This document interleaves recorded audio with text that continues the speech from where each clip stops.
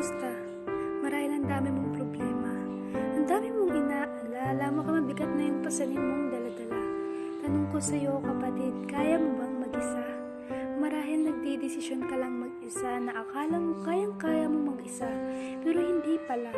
Natatakot ka na baka isang araw ay masabi mo na lang sa sarili mong ayoko na. Suko na ako. Hirap na ako sa problema kong ito.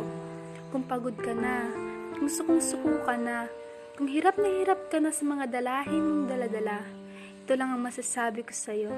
Alam ng Diyos na nahihirapan ka na. Alam ng Diyos na pagod ka na.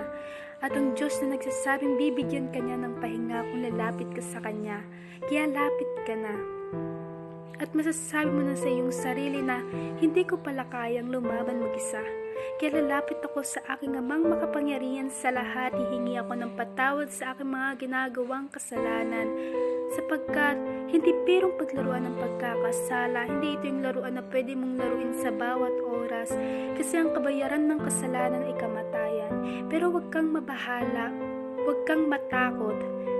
Sapagkat may regalong ibinigay sa atin ng ating Diyos na makapangyarihan sa lahat. Ito yung bibigyan ka na ng buhay na walang hanggan sa pamamagitan ng Jesucristo na ating sariling tagapagligtas.